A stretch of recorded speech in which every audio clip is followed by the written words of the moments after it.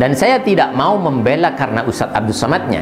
Akan tapi dalam hal ini simbol dai sejuta umat hari ini disandang oleh beliau.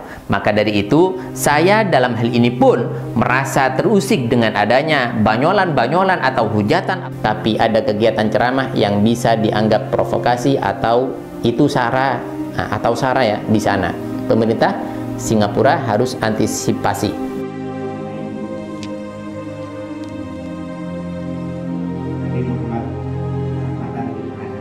Dan beberapa perkara lain di Makkah itu, maka itu tidak terjadi di Madinah. Setelah di Madinah tidak ada sahabat yang terakhir.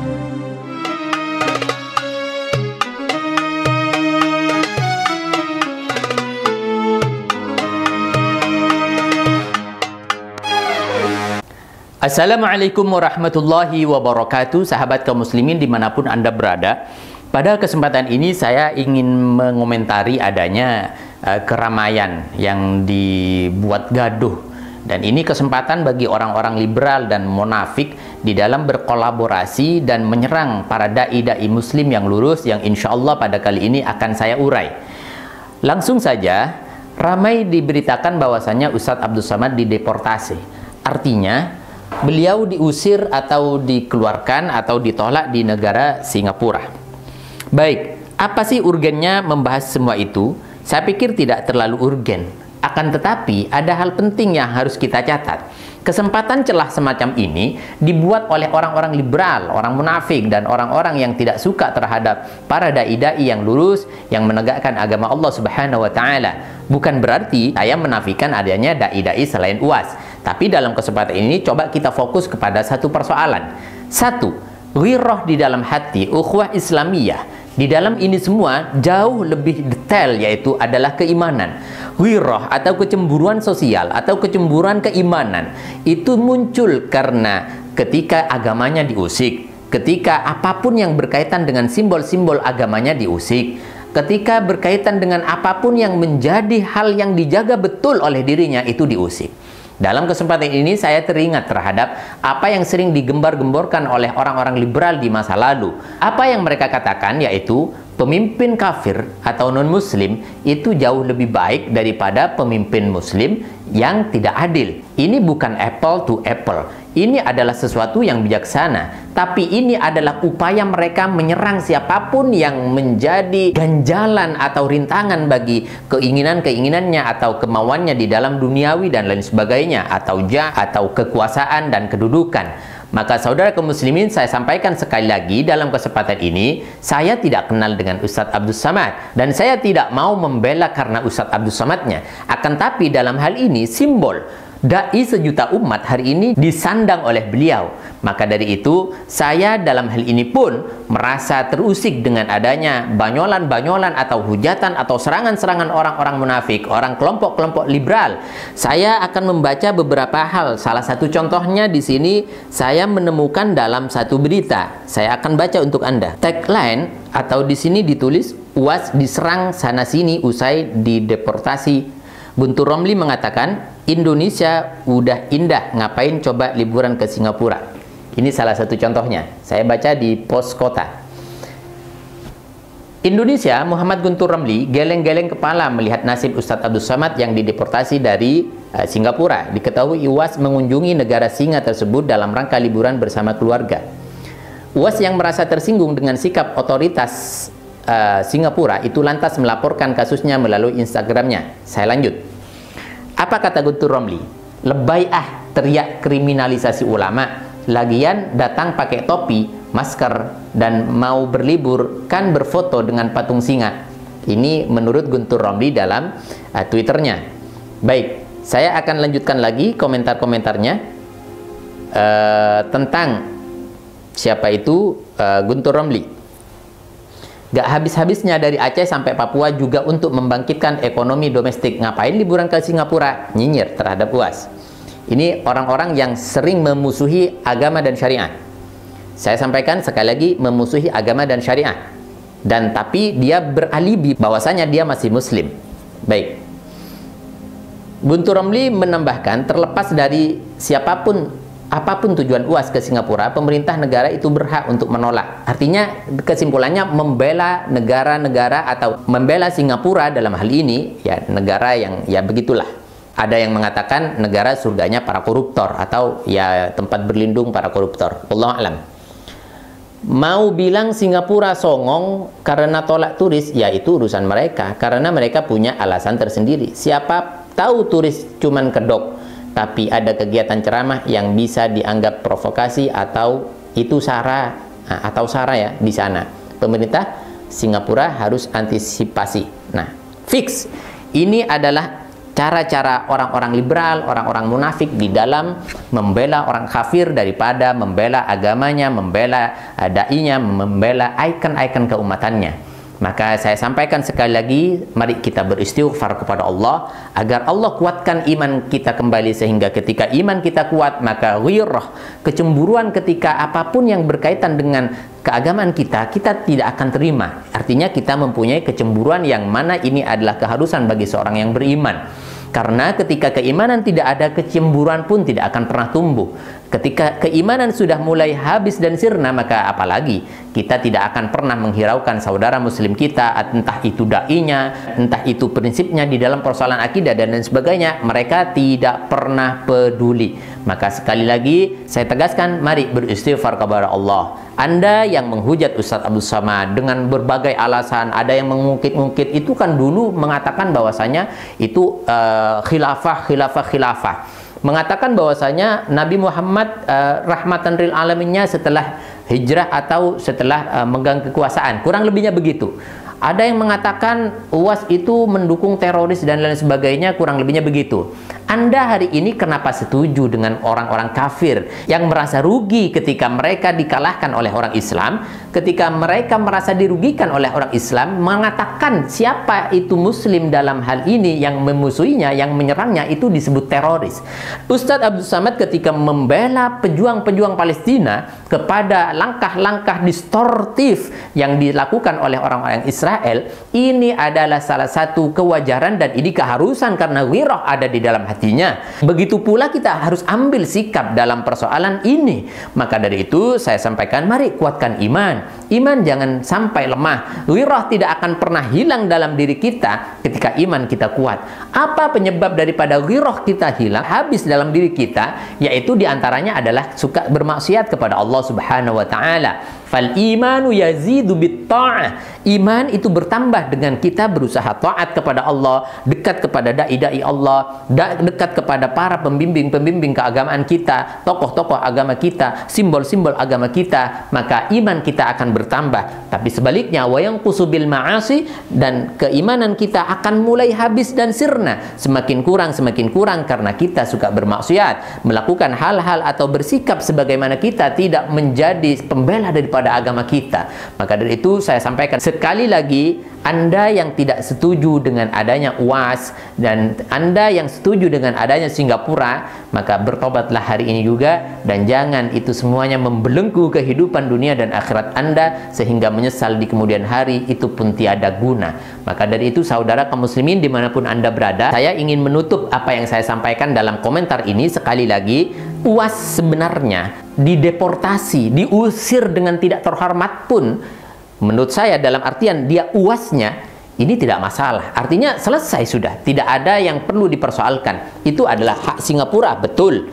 Akan tetapi ketika hal ini menjadi satu gorengan yang luar biasa dan menjadi satu makanan empuk bagi kaum-kaum liberal untuk menyerang para dai-dai umat, dai-dai Islam, betapa besar apa yang sudah dilakukan oleh Ustadz Abdul Samad. Apakah itu semua dilakukan oleh para nyinyirin itu? Maka saya sampaikan sekali lagi, bagi Anda yang sekali lagi masih mengangkat, UAS itu mengatakan bahwa khilafah, mengatakan bahwasanya rahmat lil alamin itu puncaknya ketika Nabi sudah pindah. Artinya di Mekah tidak ada rahmatan lil alamin, puncak kesempurnaannya. Artinya kehidupan Nabi itu selesai ketika beliau pindah ke Madinah dan beliau wafat di sana dengan menyempurnakan agamanya. Kurang lebihnya begitu, dan ini sudah diklarifikasi oleh UAS sendiri di Pondok Pesantren Sidogiri di hadapan majelis keluarga. Maksud saya di hadapan para keluarga muda, kiai dan para masyayikh Pondok Pesantren Sidogiri.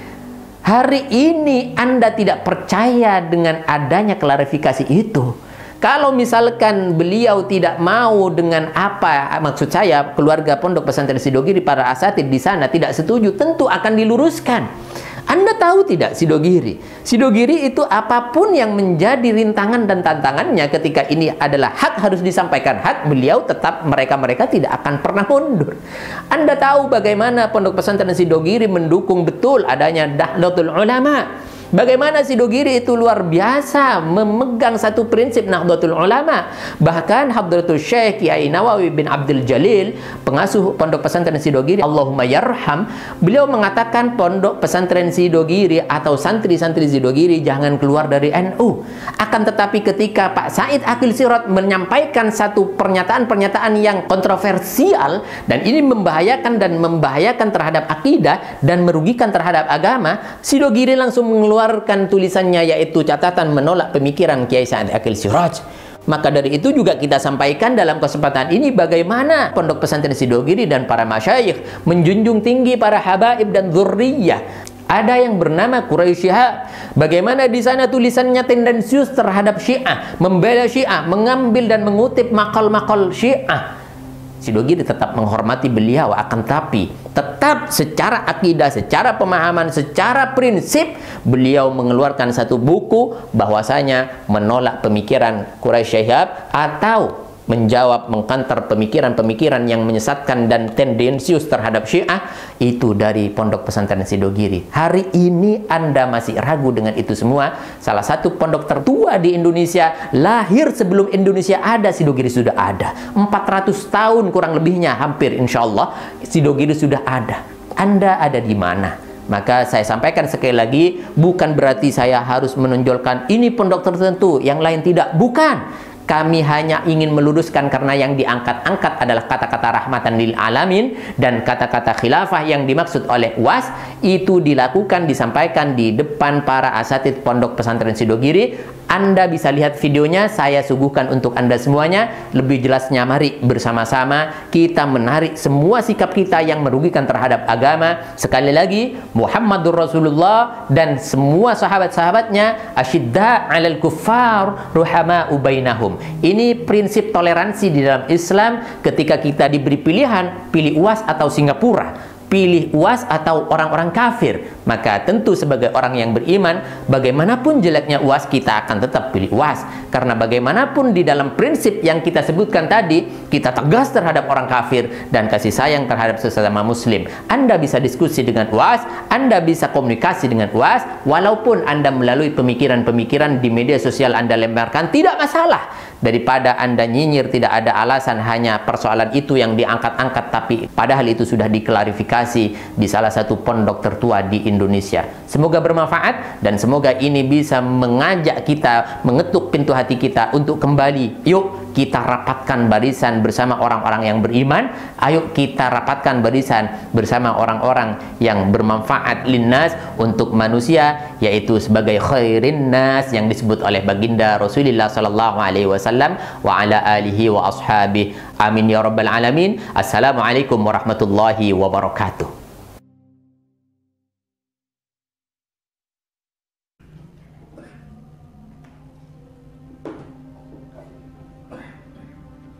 Alhamdulillah.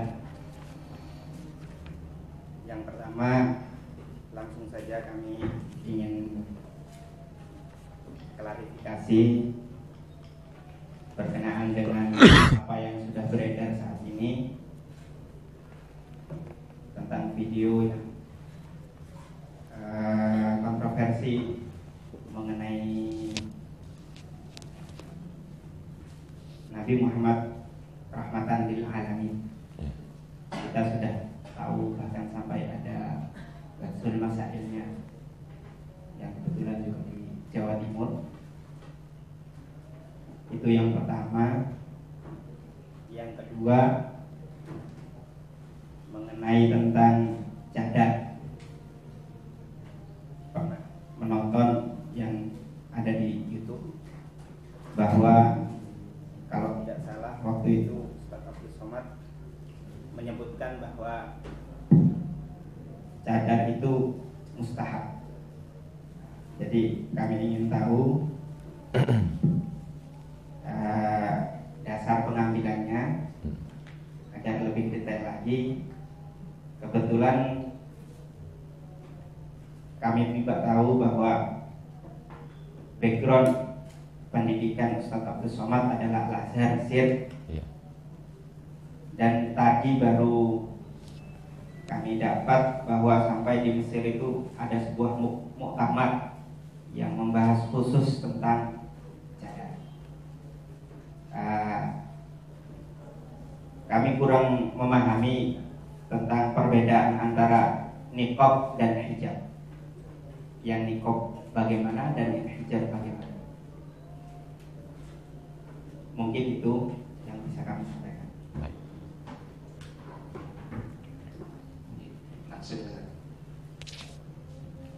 Bahwa ketika Nabi Muhammad SAW tinggal di kota Makkah Al-Mukarramah, beliau lewat lalu di depan rumah sabran ya ala Yasir inna mau'idakumul jannah. Sabarlah wahai keluarga Yasir, karena sesungguhnya kalian dijanjikan surga. Waktu itu Yasir disiksa, Ammar disiksa, dan berujung pada kematian Sumayyah.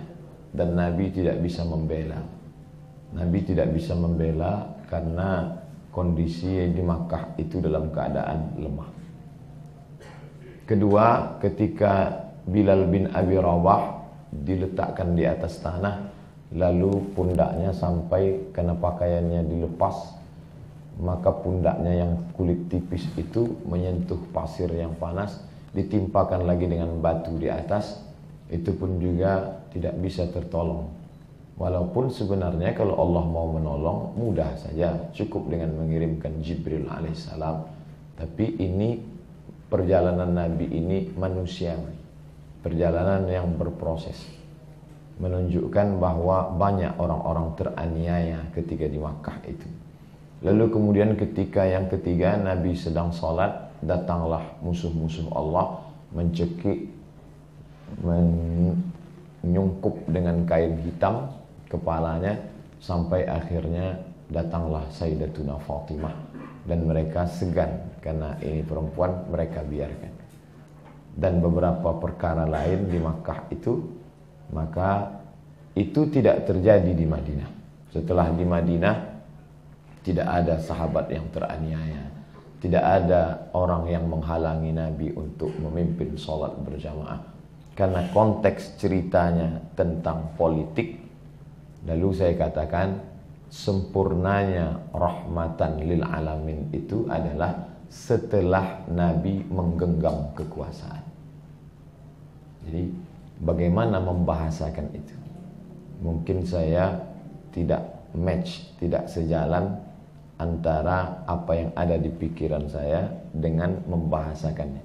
Saya ulang sekali lagi, bahwa Nabi itu di hidupnya dibagi 3.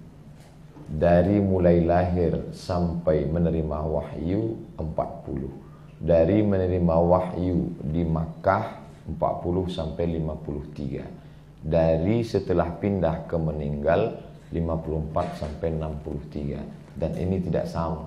Puncak kesempurnaan kedatangannya sebagai rahmatan lil alamin adalah ketika dia menggenggam kekuasaan setelah sampai di Makkah Al-Mukarramah, di Madinah Al-Munawwarah. Nah, apa bahasanya kekuasaan itu? Tentu lain ulama, lain istilah yang dipakai. Ada yang menyebutnya al-ahkam as-sultaniyah, ada yang menyebutnya as-siyasah asy-syar'iyyah, ada yang menyebutnya min fiqhid daulah, ada yang menyebutnya al-khilafah.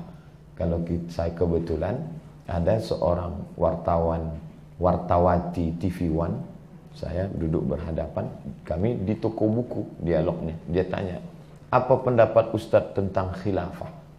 Kebetulan di samping dia ada buku fikih Islam Sulaiman Rashid. Saya ambil buku fikih Islam Sulaiman Rashid, saya buka indeks daftar isi, saya tunjukkan. Ini al-khilafah. Bahwa Sulaiman Rashid tidak menggunakan istilah as-siyasah asy-syar'iyyah atau al-ahkam as-sultaniyah, tapi yang dia pakai al-khilafah. Maka waktu itu saya katakan sempurnanya rahmatan lil alamin setelah Nabi al-khilafah, Nabi menggunakan kekuasaan.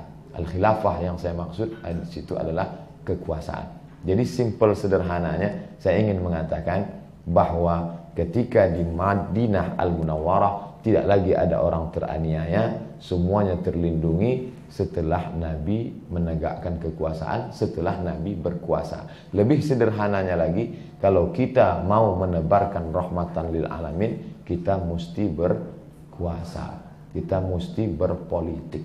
Lalu orang tidak senang dengan pernyataan saya tadi, lalu di-cut-nya video itu, dia potong, dan yang meng-cut-nya itu pertama kali bisa dicari di FB-nya, dan laisa minna, bukan min ashabil yamin, tapi ashabis shimal, lawan dari ketika perpolitikan Jakarta sedang heboh-hebohnya.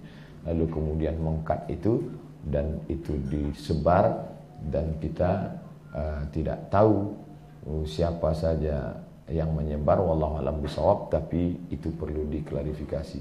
Ini masalah yang pertama. Yang kedua, ketika beberapa kali saya ditanya tentang masalah cadar, maka saya katakan bahwa cadar yang penutup wajah pada perempuan, selalu saya kutip pendapat ulama Saudi Arabia, sesama ulama yang mengajar di Saudi Arabia. Syekh Ibnu Utsaimin mengatakan wajib, Syekh Ibnu Baz mengatakan wajib, Syekh Albani mengatakan tidak wajib. Bahkan Albani dengan Twigri berkonflik masalah ini.